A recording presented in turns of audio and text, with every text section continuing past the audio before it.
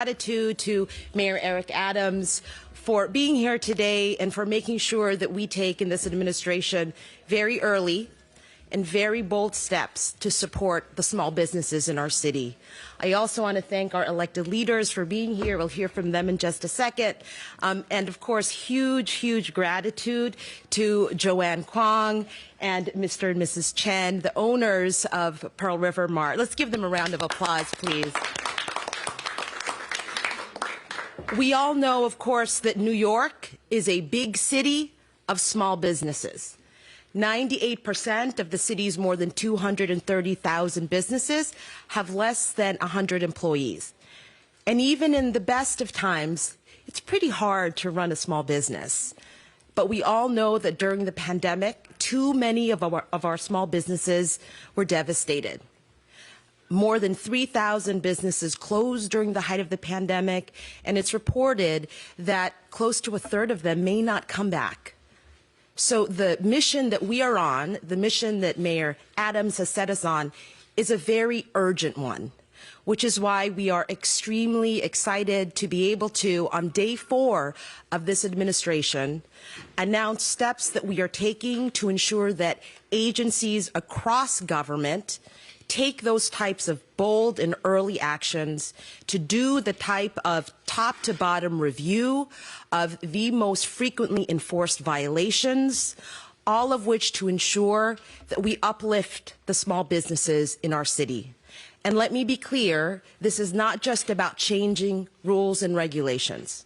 This is changing fundamentally the city's relationship with small businesses, changing the culture of agencies so that we work harder for small businesses. This is about making sure that we give small businesses the room and the freedom to propel our economic recovery. This is about making sure that we make good on what I know to be the mayor's commitment to ensure that New York City is the best place in America to start and to run a business. And then, of course, as everyone knows, this is ultimately about getting stuff done every day of this administration. And so with that, I'd like to invite a number of partners to speak before we talk about the specifics of the executive order, which we're calling our Small Business Forward executive order. First, I'd like to invite our new Manhattan Borough President, Mark Levine, who has been a long-standing champion of small businesses, not just in this borough, but across the city. Thank you. Mr. Borough President. Deputy Mayor. Mayor, first of all, you're off to a rip-roaring start, and your energy and enthusiasm is exactly what the city needs right now. Thank you. Thank you also for appointing Maria Torres-Springer to be Deputy Mayor. That was a brilliant hire. We're very excited to work with you. And great to be here with one of the rising stars of the New York City Council in Chris Marte, who, of course, represents this area and is going to be a great partner. And to Joanne and Mr. Chen, thank you for welcoming us into your home. Mayor, thank you for signing this order here in Chinatown, a community that has been hit brutally hard over the last 2 years by the economic shock of this pandemic, by the loss of tourism, by the loss of in-person office work, and also by the horrible anti-Asian prejudice and xenophobia, which has been unleashed over the last 2 years. All of it has been felt in Chinatown, and so it is important that you've made a statement by being here for these executive orders. And what businesses like this need is for the city to be a partner, not an obstacle. And when it comes to inspections and health and safety, et cetera, it's got to just be about protecting the health of the public, not about generating revenue for the city. And that is the spirit that you're here to endorse today. And we're grateful for that, so that our city will be a partner for these small businesses, not a burden at a moment when that's exactly what they need from us. So thank you again, Mr. Mayor, and to all our partners here. I'm really excited for this announcement. Thank you. Thank you, Borough President. And now I'd like to invite the council member for this district, Chris Marte. I know this is an issue that is near and dear to his heart. I understand that at some point in his youth, he stocked cans in the bodega owned by his parents. So welcome, and please, a few words from our council member. Hi, everyone. First, I want to give a huge thank you to Eric Adams for being here. Chinatown was the neighborhood that was first affected by COVID, and it's one of the communities that always feels forgotten by the last administration. So on this fourth day, to be down here, to have a major press conference, to sign an executive order to say, small businesses, workers, we have your back, is symbolic of what this administration is going to be able to do in this term. And so I want to say thank you again for that.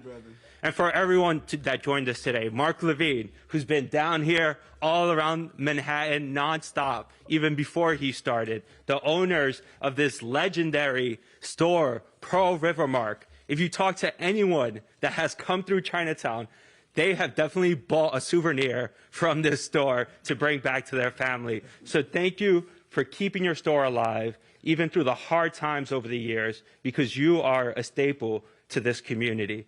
And so all the other activists, like Victoria Lee, district leader and founder of Welcome to Chinatown, Mark Dykes from the Soho Broadway Initiative, who are here to help our small businesses. You know, it starts with the mayor, but it also has to be with the people on the ground, making sure that these services that are coming from city administration can actually get translated and serve the small businesses that they're meant to serve.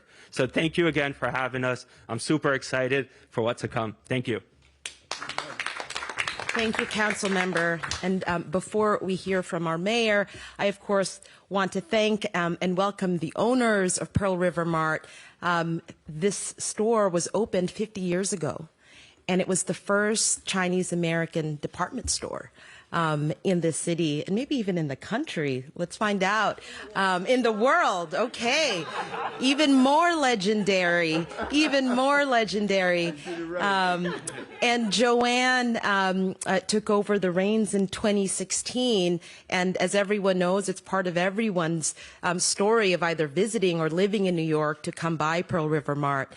We know that it was tough during the pandemic, but the owners of Pearl River Mart, like so many of their business owners in the city, showed the type of grit and resilience that has been needed in order to persevere through very, very tough times. Joanne, I know, like me, is the child of immigrants. I learned earlier that her parents are of Chinese descent, but from the Philippines, where my family is from. So we shared a couple of stories and recipes just a few minutes ago. But what is amazing is that this is a common story for entrepreneurs in this city. And what we are here to say as part of this new administration is that you are not alone anymore. Right. And we are going to take those early, bold steps to make sure that we don't just communicate with you or listen, but we actually make good on the promise and we follow this through until there is real progress and meaningful change on your part. So, Joanne, thank you and welcome.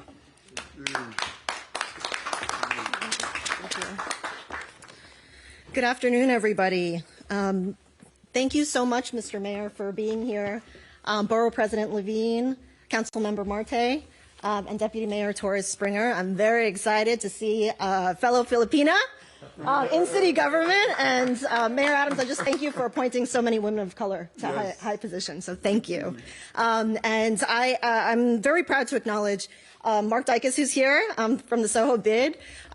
We have a whole timeline in the front because our store has moved several times, so you can check that out. But we were in Soho for many years, started in Chinatown. We now are proud to have stores in Chelsea and Chelsea Market.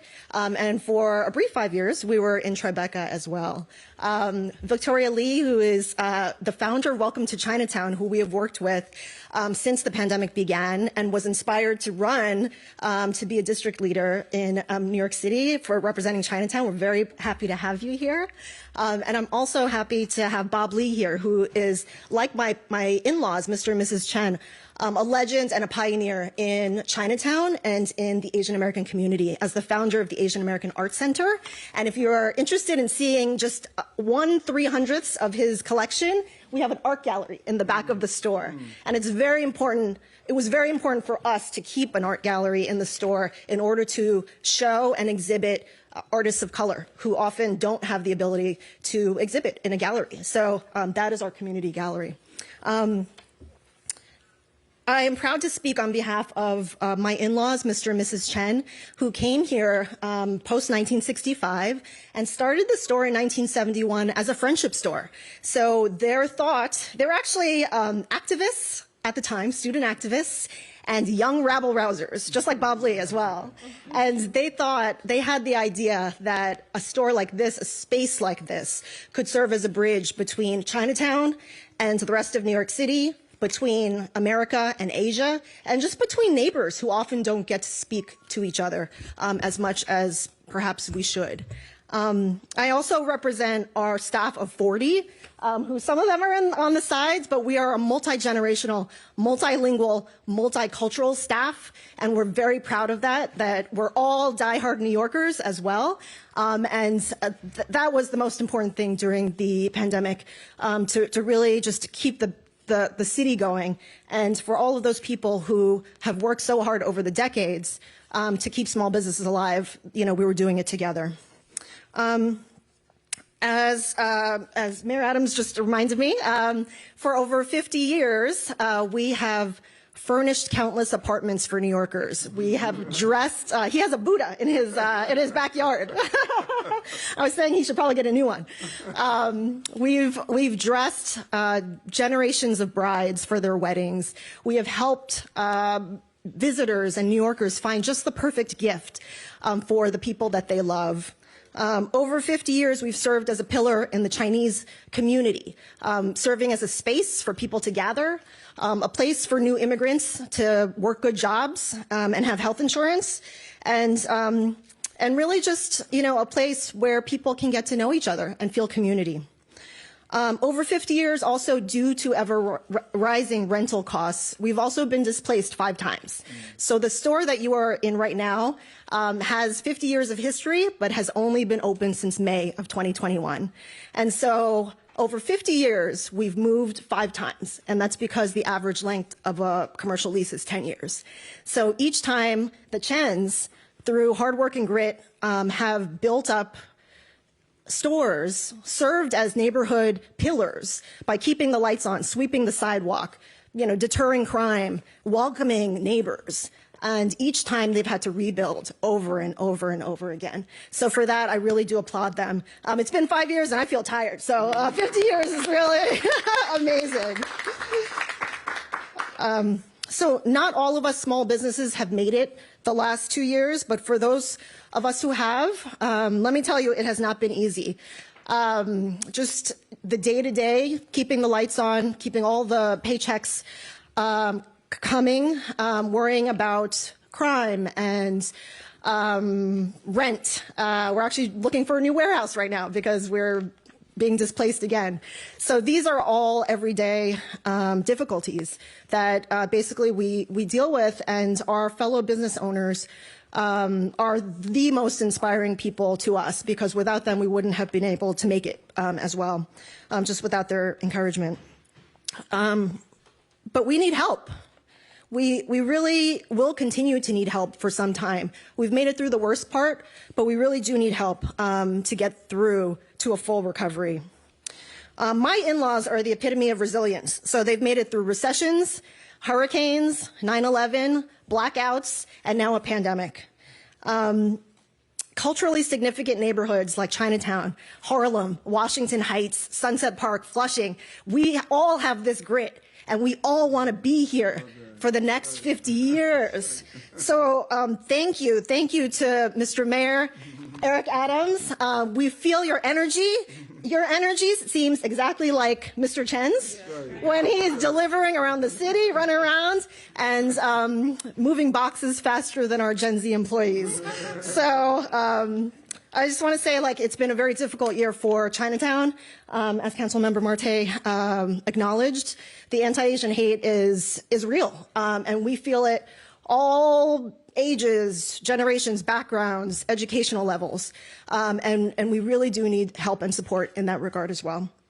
For that reason, we are incredibly heartened to have Mayor Adams with us today, and all of you. His enthusiasm for New York City is something that we share as well as lifelong New Yorkers, Astoria Queens in the house. And we're just so happy and hopeful for a new year. Lunar New Year starts February 1st. If you need anything, you know where to come. And a new administration and a new New York. So with that, thank you so much for visiting. It is my great honor to introduce the new Get Stuff Done Mayor of New York City, Eric Adams. I love that. I love that. Yesterday I talked about swagger, but now I'm talking about New York grit. You know, people miss that, and I appreciate you as owners and activists and your commitment. You've helped me indirectly without even realizing it. During some real dark moments in my life, I walked on Broadway and walked into your store, and I bought a large Buddha that sits in my backyard, and I sit down all the time and meditate in front of that Buddha. So thank you. There's a lot of Eric Adams stories out there that purchased something here in the store. It's more than trinkets and souvenirs. And to my amazing deputy mayor, you just continue to bring that energy. You're going to see the productivity and the excitement of the team that we are building. And we're going to continue to be optimistic because, people don't realize negative energy breaks your spirit. All the negative energy we see out here every day, that is what's killing the spirit of New Yorkers. And so, yes, you may be unhappy that I'm happy all the time because I have a lot to be happy for. I know this city. This city is resilient, and we just need to get out of the way and allow that resiliency to happen. We have used our agencies to turn the American dream into a nightmare. Every day, all day, in the way of small businesses, not allowing them to flourish and grow. Resenting the fact when the agency walks through the door, not to say we're here to help, but we're here to hurt. And that has to stop. And when you think about what the councilmen and the borough president have advocated for so long, we know that this city is made up of working people, everyday people with narratives and stories of coming here as immigrants and opening a small shop or selling something on the streets and able to graduate to open your own small business. Investing all of your money to open a restaurant as a dishwasher, only to have the Department of Buildings take 2 years to give you a CFO, or National Grid to take another 3 years to turn on your gas, or Con Edison taking even longer to turn on your electricity. Or having agencies walk in and find first instead of fixing and giving you the support that you deserve. So Pearl, River, Mart, we're going to put you on a new river, a river of hope and prosperity, where we're going to be your partners and not your enemy. This is a landmark Asian American business that's been the cornerstone of the community. I remember your large store on Broadway, and the costs just sort of pushed you out after you made it a stable place to be. And this mart faces the same turmoil we heard all over the campaign trail. Every community I visited that dealt with small businesses, they told me about the problems. And I stated, as I took my notes on the campaign trail, I stated it was in Arnold Schwarzenegger's moment. I said, I'll be back. I'll be back. And I'm back. I'm back to use the power of the mayor's office to assist and not to hurt. And you're right, this community was devastated during COVID. Businesses closed. The hateful rhetoric that came from Washington, D.C. to connect COVID to the Chinese community, the anti-Asian violence, the number of attacks that we saw right here on Canal Street.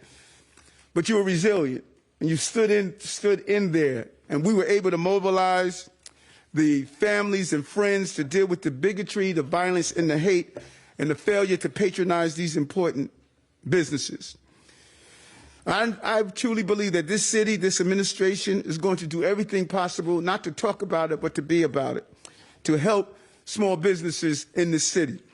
all over the city, all 5 boroughs. It doesn't matter if you're in Brighton Beach with the large Russian-speaking community, if you are in Sunset Park with the large Spanish-speaking community, if you are in Bed-Stuy with the large African-American small business community and restaurants, or if you're just merely here in the Chinatown area, a place that I served as a police officer in my beginning years in 1985. We're going to be here to ensure these businesses grow. They have the hustle. We're going to give them the flow and allow them to continue to bring commerce to our city. So today, I signed an executive order to reform small business violations, slash red tape, reduce needless fines and penalties. It will bring relief to our hardworking entrepreneurs. The executive orders builds upon Local Law 80.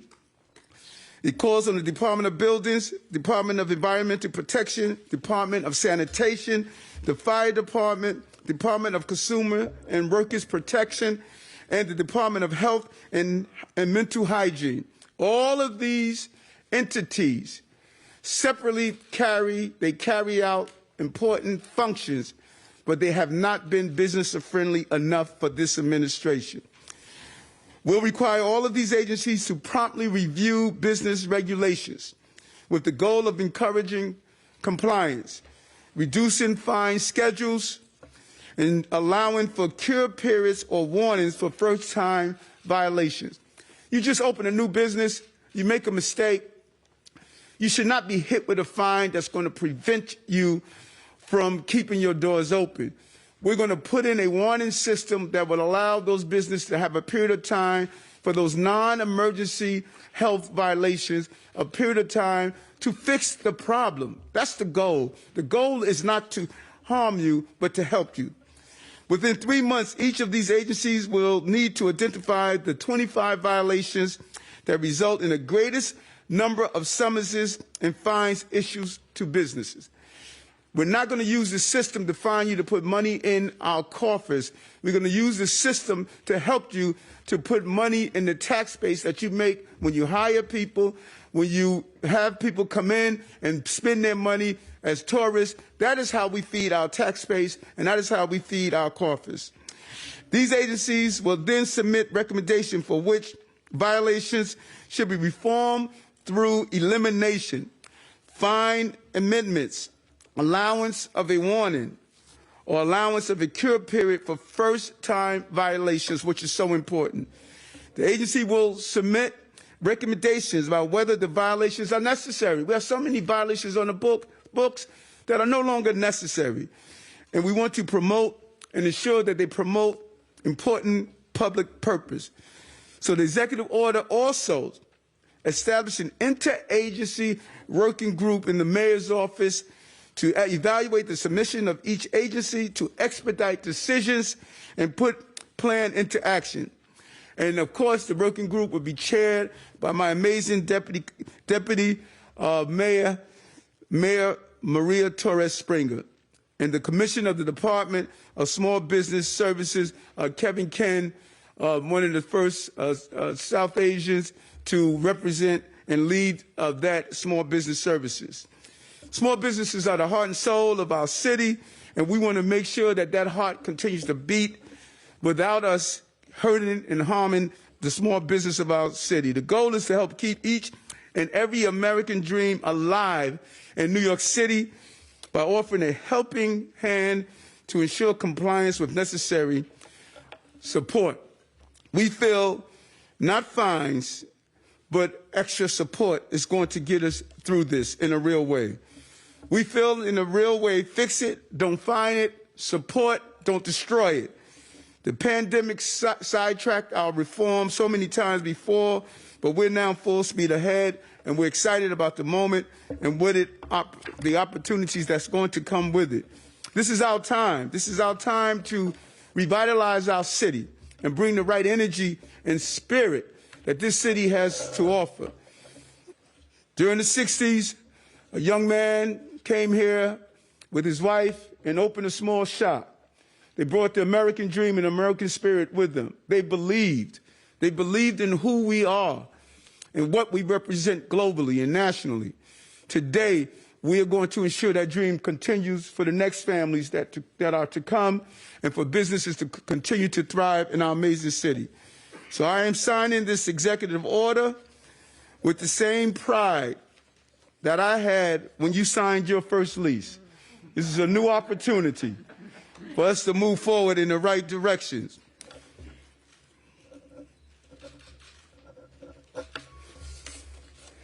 Let it be said and let it be done. Thank you very much.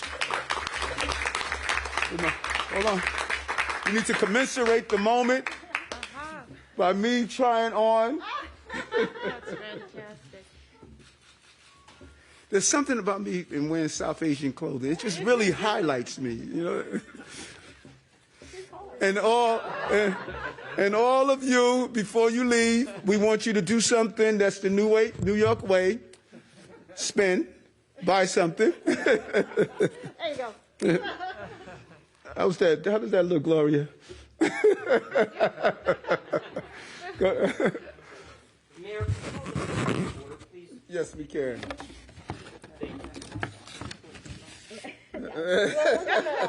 Right, don't let me set up the alarm and y'all gonna call Popo on me.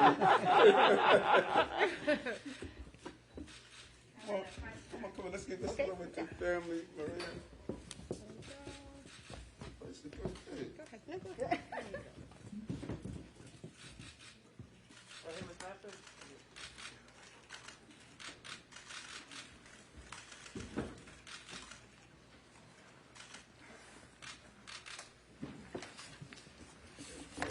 Okay, so we're gonna take some questions from the media. On topic first. On topic. Mayor, on. Hold on. Go ahead. A little bit more, Mr. Mayor, just a little bit in detail. This sounds like an overhaul of how the agencies are going to go about enforcing rules and regulations. What are you concerned about in terms of what's being enforced, not enforced? Is it the amount of fines that people are getting? Is it inability to open up a small business? What are you exactly trying to target? Yes, no, great question. And it's a combination. We inundate small businesses on so many different levels that you start a business, right away you're hit with fines. We're saying pause, give them a warning first. You renew. It's such a challenge to renew, and that's part of what we're going to be rolling out later on how to renew the process even better. And then what really surprised me is how a small business, one inspector will come in, do an inspection, give you a thumbs up. Next day, someone comes in and give you a bunch of fines. I mean, how does that happen? So there's no clarity. And the goal appears to be that we're trying to use fines as a way to build up our tax base. Citation is another form of taxation if it's abused. So we want to go in, look at all of those things that are on the books and say, should we still have this on the books? We had a battle about signs and the sign sizes. There's so many things that are on the books that should not continue to be on the books. And so what the deputy mayor is going to do, she's going to have all agencies look at what fines are we issuing? Should we still issue them? Should we put in a warning system before giving that fine or that summons? And how we help new businesses, particularly for first-time offenders. Because if you did something only one time, let's not try to destroy you. If you have a repeated offender, then we need to go after those repeated offenders. But if you make a mistake, you just opened a business, you made an error, let's help you correct that error. Is there a timeline? Is there going to be like a report that Yes. the deputy mayor will put together, a set of proposals, some kind of, what's the end goal here? Yes, we put a timeline in place, and that's what I mentioned. I believe it was a 3-month period. 3 months. 3 months. 3 months. We're going to tell the agencies impacted to go in 3 months, come back, and say, how are you reforming what you're doing? In the 3 months, January, February, March, we will be releasing and analyzing to say how we're going to reform those fines. Mayor, thank you very much. Thank you very much. You said that the agencies have turned the American dream into a nightmare. Can you elaborate on that and say how it impacts small business? And also, too, you said that the attacks against the Asian American community, the Chinatown community, and the rhetoric from the previous administration. What do you think that President Biden should do to address this more broadly and to try and reach out to the Asian American community? What are your thoughts on that? What should the White House do? That's a great question, and it has not been done already. First, let's deal with the agencies. Yes. This is what I heard over and over and over again. So everyone can't be wrong. I've heard it over and over again as I move throughout the city. You come here to America, you're a dishwasher, you are a waiter, you collect your money with your family members to open your first restaurant. You're paying $30,000 a month rent. National Grid would take 2 years to turn on your gas. You're still paying the rent. DOB would take 2.5 years to give you a CFO so you can occupy the space. Con Edison is taking 2 years. Or you build a hotel and you have to wait almost 3 years for FDNY to give you a sprinkler inspection. And so when you start to do an analysis and you're hearing this all over, it's obvious there's a disconnect between the city agencies and small business services. Small business services, they will come in and say, we need to get you up and operating. So someone did not give the agencies the memo. That's what we want to align. We want to align the mission of the small business services with all of our agencies. I'm no longer judging agencies on how many fines they issue or judging agencies on how long it took you to put out a fire. I'm judging you how long it took you to open a hotel, how long it took you to get Con Edison to come in to turn on the electricity. That's one. Let me finish this question. Second thing, the president. The president right now should stand up and say, on behalf of the American people, we apologize to the Chinese community. We had a president of the United States that called COVID the Chinese disease. He used term and hatred terminology. This is a big moment for our country, that we would never allow the Oval Office to be used to attack people in our country. And I am hoping that the president, I'm going to send him a letter today just based on your comment. I am hoping that he will say to the Chinese residents of this country that we apologize for what was said and what was done. We've turned people against the Chinese community during COVID. And what they did in all of that pain, we received over 200,000 in Borough President office of PPEs from the Chinese community. In spite of no one patronizing their stores for the most part, in spite of the attacks, in spite of all of that, they said, Everett, we want to help you give PPEs to people in NYCHA because they didn't have it. They showed us what it meant to be an American. And the best thing we can do right now to use the highest office in our country to apologize for what Donald Trump did to this community. I was wondering if you or the deputy mayor can give us an example of a common violation. I think like one that comes to my mind is, you know, that restaurateurs, they despise the health inspectors and they feel that they go overboard. But at the same time, they're also trying to protect public health. So can you give an example of a certain type of common violation that they might receive and a way in which the city can maybe back off a little bit but still protect the interests of the public? Absolutely. It's a great question. First, generally, I think we have too many false choices in this city. We think that we have to choose between the health of the public and the health of small business. That's simply not the case. And what we're here to do in this administration is to say we don't have to make that false choice. We can keep the public safe while keeping small businesses healthy. And that's really the approach that every agency, from the commissioner to inspectors, need to take. Some common fines, for instance. Let me give you 5, just to give you a sense of what is out there and how much and what these fines look like. For example, failure to clean 18 inches from curb into street, that's a $100 penalty.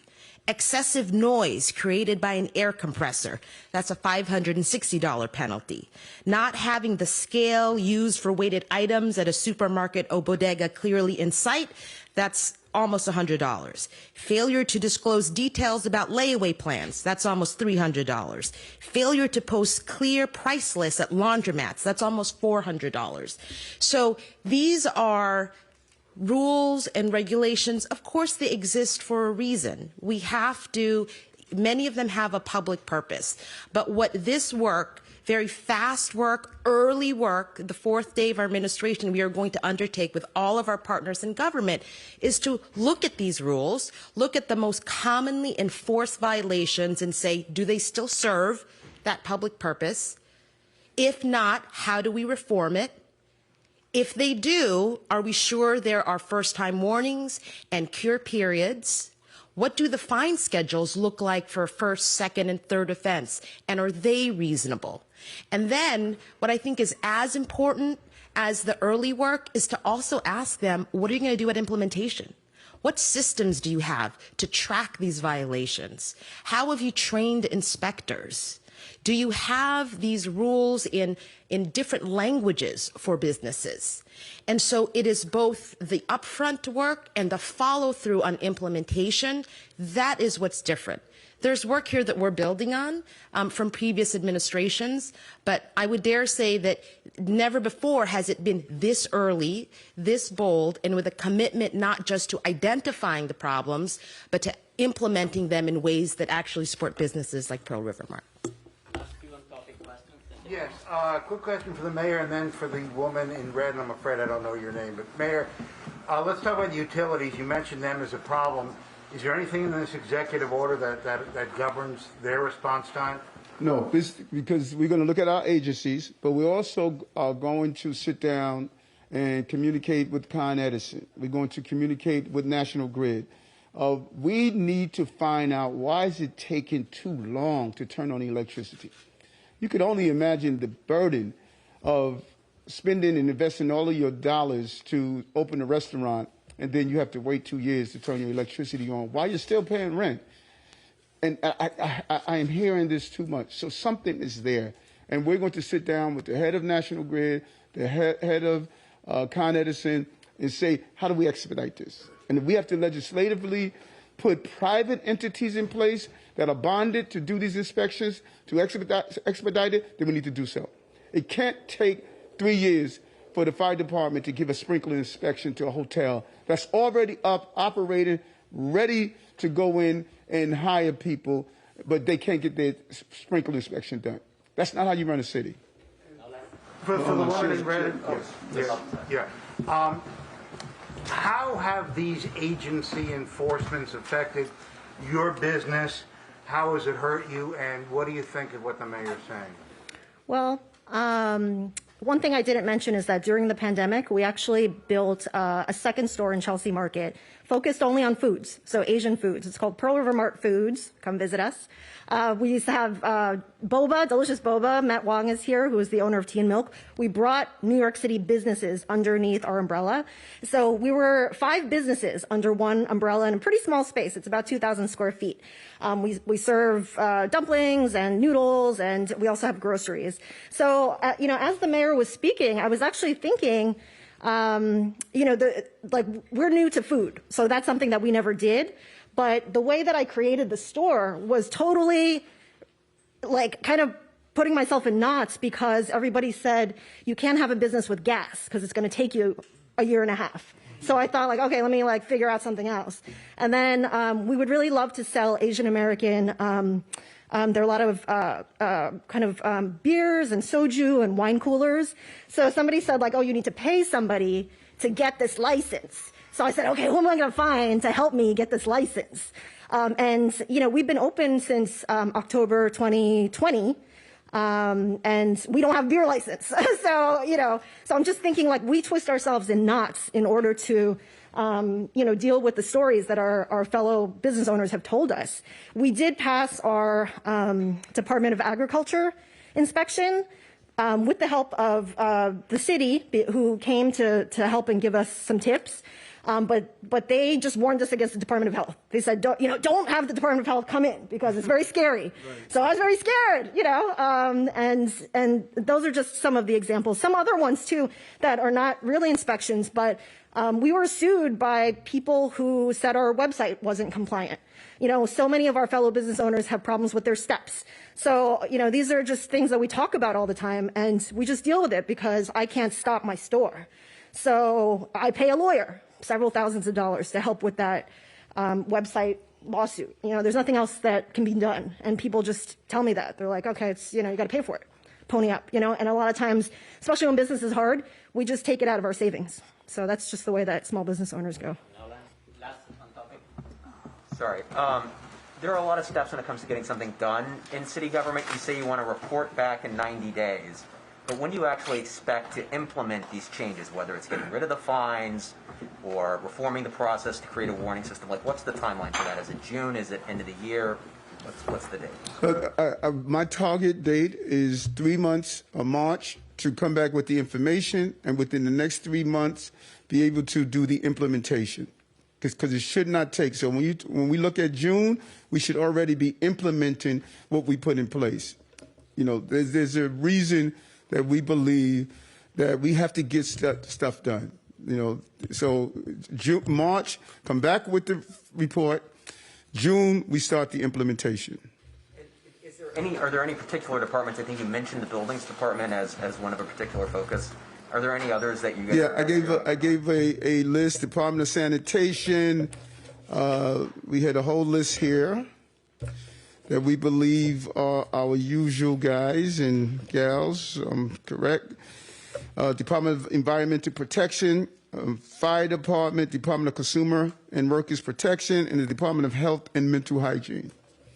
And then just to sort of flip it on its head, if you will, because there are a lot of small business owners in the city who are small landlords, and not every landlord is a good landlord. The Public Advocate puts out a list of terrible ones every year. How do you make sure that bad landlords don't end up exploiting this new system to keep people living in terrible apartments for even longer? Unacceptable. We're not going to allow that to happen. And there should be a difference between those who abuse the system than those who are making errors for the first time. If you have a history, a pattern of abuse, not creating a good, clean, safe living and working space, you should be fined accordingly. But if you're just making innocent errors, mistakes that you can have an opportunity to correct, you walk into a restaurant and you frame your liquor license is in the wrong frame, that could open you for a fine. Instead of saying, put your liquor license in the right frame, we're going to come back for a reinspection, so you're not finding that business. But those who are abusers, we need to zero in on them and make sure that they're held accountable. Mayor, this morning a couple of times on CNN, you said, I'm not asking you about Michael Mulgrew. I'm clear on that. Is it a COVID question? Yeah. Okay, hold on. Can I have my COVID, let me get my other towel, yeah? We want to stay on message,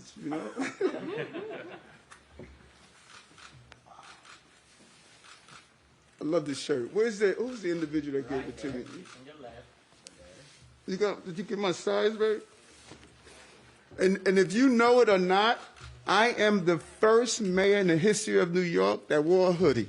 You get it? Isn't that nice?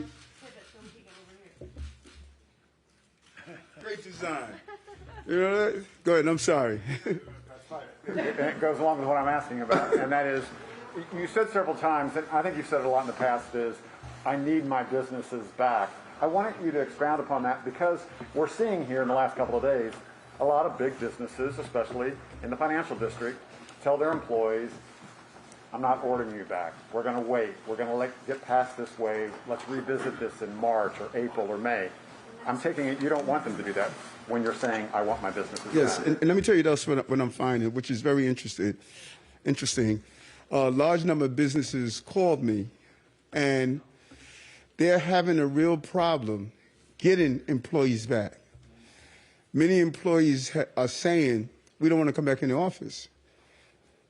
And to say, listen, I need you to come back for 2 days a week, 3 days a week, and then we continue to evolve. but there's a large number of businesses. You should speak to some of the businesses that the employees are saying, we no longer want to come back in the office. Now, that's fine if we weren't connected. But as I said earlier, that accountant, I need him to go to the cleaners.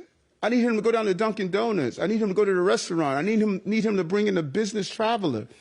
And if we say that, well, I don't have to come in, I'm still getting my salary, then you are not helping those New Yorkers that need us to come in. So I want my businesses in this city to come up with a closer deadline and say we're going to start placing our toe back in the water, come in for 2 days, for 3 days, and then let's get this city back up and operating. But to say we're just going to revisit this in April, that's too long for you. It is, you know, January, February, March, April, 4 months of not having this business patronized, not having a restaurant patronized, not having business travelers come here to the city to go to our hotels.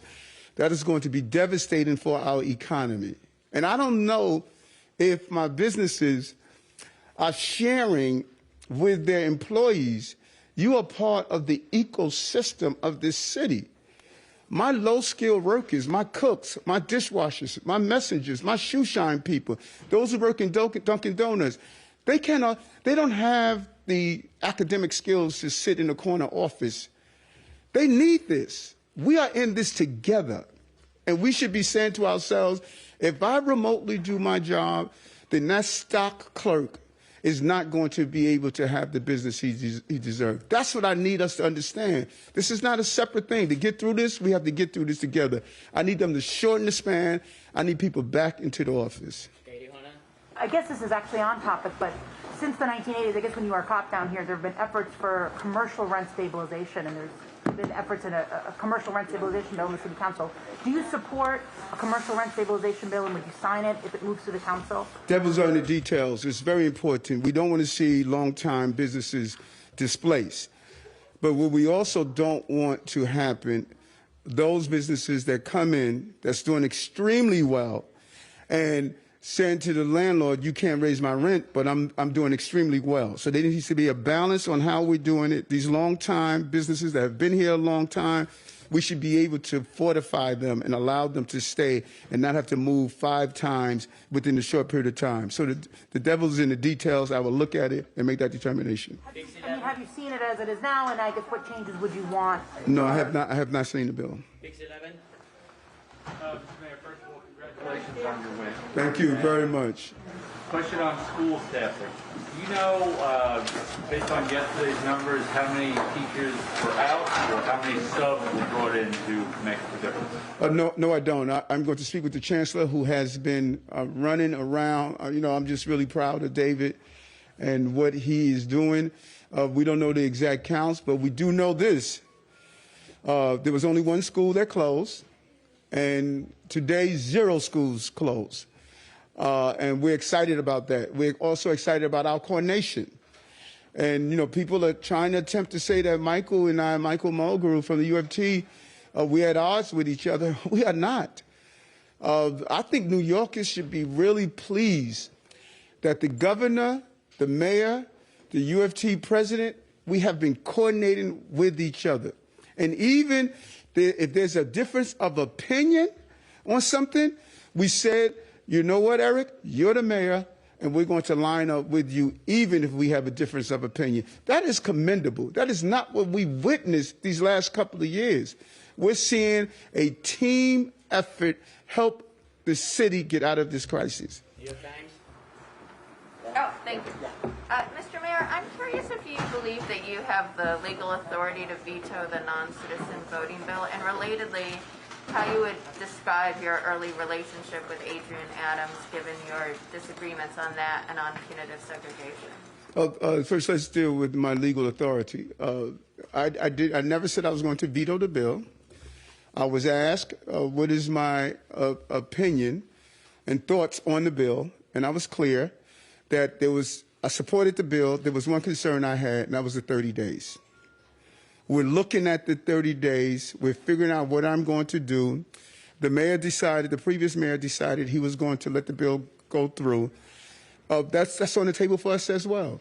And so we're doing an analysis to figure out the 30-day part. That's the only issue that I've raised. And my legal team would make a determination, and they would give me what are my options. And how am I going to dislike someone that shares my same last name? I love Adrian. We both went to Bayside High School together. She supported me. She was a staunch supporter. South Jamaica Queens, Southeast Queens, played a pivotal role on me getting elected. We're not colleagues. We're friends. And she's going to be a friend, and she's going to be an awesome partner in governing. I'm really excited about her. I'm proud of her, and it just continues to show that Bayside just produced some great products. Last two questions, Bloomberg. Mayor Adams, testing is obviously a key part of your messaging about keeping the city open, and I wanted to know if you could update us here on where the city is in terms of testing, and then any milestones that you guys are looking to hit over the next few weeks in terms of the city's testing ability and capacity. As in the milestones, as in the number of tests that we have done? Yeah. Okay. I'll get the exact number for you. Jose will make sure he gets it for you, the exact numbers of tests that we actually perform. Before coming here, I took a COVID test, and I'm going to do, I don't know if any of you have taken the take-home test.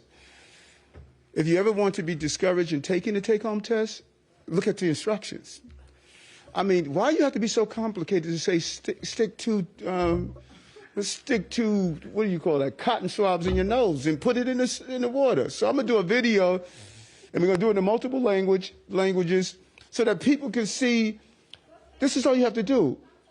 You're daunted by just looking at those darn instructions. My goal is to get New Yorkers not to wait on long lines. I want New Yorkers to embrace the concept of empowering them, of saying you can do this right at home. So we want to further expand the 1.5 million tests that we receive from the city and from the 1.6 actually from the city and from the governor, who was an amazing partner. I want to get take-home tests in the hands of people so they can do it at home. Why go wait on a long line? Why go to a facility and possibly expose others? The take-home test is easy. The more we get people to use the take-home test, the further we're going to evolve into living with COVID. That's my goal. And so we would give you those numbers. Hold on. Go ahead. How many tests do you guys need? And are they coming from the state alone? Or is there anywhere else that you guys can get tests from? For which type of test? The take-home? Well, we receive 1.6 for just the schools.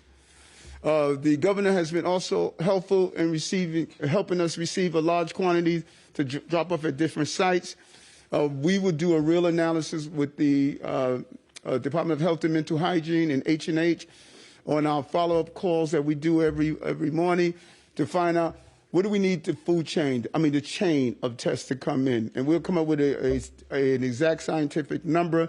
How do we put them, not that they're wasted, but we could put them in strategic locations.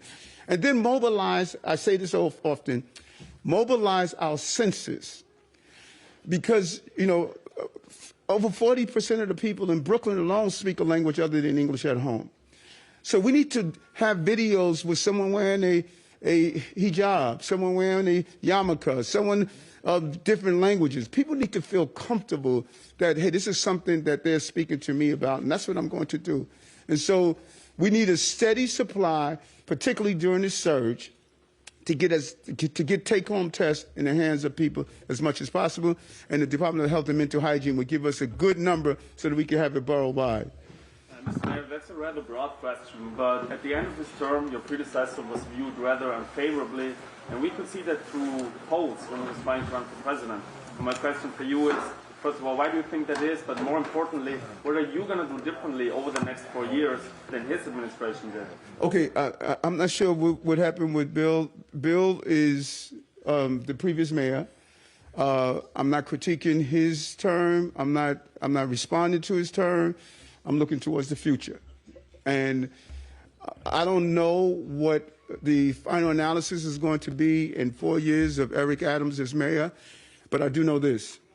They're going to say we've never had someone that worked as hard as us for our city. That's what I know, and that's what I'm going to do. I'm not in control of what people feel at the conclusion of my term. I'm in control of working my rear off for the people of this city, and I'm going to do that. Thank you, everybody. Mr. Mayor, Gloria always has one. You're talking about working your rear off. Yeah. Some of the people working their rear off Yes. are those who are having to make up for staff shortages across the agencies. Yes. Can you give us any kind of update about where the city is at with people who aren't able to come into work, and how is that going? No, I do not. I do not have numbers. One thing, I thought it was a smart decision to shorten the period of time that people could come back to 5 days. I have been visiting precincts. I went to the 4 to 12 roll call yesterday in the 5th precinct. I went to the Dayton roll call today. I'm going to do a midnight roll call tonight, and I'm watching the offices that they were at a 20% sick rate, and I'm watching these offices. That's why I speak with them and engage with them. They say, listen, we're ready to come back. They're coming back within 5 days. So I don't know the exact numbers, but I know that when you call for city services, we have not had to turn anyone down. The city is stepping up. And we should highlight some of those employees that are coming back and just chipping in. New Yorkers are ready to chip in. And, this is a turbulent period. But, blame me or not, I just believe in the city. I just know how resilient this city is. And we're going to get through this. We're going to get through this together with the right positive energy. Thank you. Mr. Mayor, one more, if I might. You said earlier today that Alvin Bragg is on Team Public Safety. Yes. His sentencing memo bars his prosecutors from seeking sentences of life without parole. If you can't seek a sentence of life without parole, can you be on Team Public Safety? Yes, you can. I like Alvin. I believe he's a former prosecutor in the U.S. Attorney's Office. He was a great prosecutor. I believe that he's going to be a good district attorney, and I'm going to sit down and have a conversation with him as we build out what we need to do around public safety so that we're all on the same page. And so I think that he's focused on doing that, and I think he's on Team Public Safety. Team Public Safety is not only handcuffs. Team Public Safety is also in the pipeline that turn people into career criminals based on certain action. And I want to understand what he's doing, and I'm looking forward to sitting down and speaking with him. I thought the real focus should be on what we saw today from D.A. Gonzalez. D.A. Gonzalez took down 3 gang crews, and he saw our city turn around crime in Brooklyn because of those 3 gang crews that he took down. And all of you who followed me on the campaign trail, I kept saying gangs and guns. And he showed you when he took down those 3 gang crews, the 4th one was today, he took down the people that was creating the gun violence in our city and Brooklyn.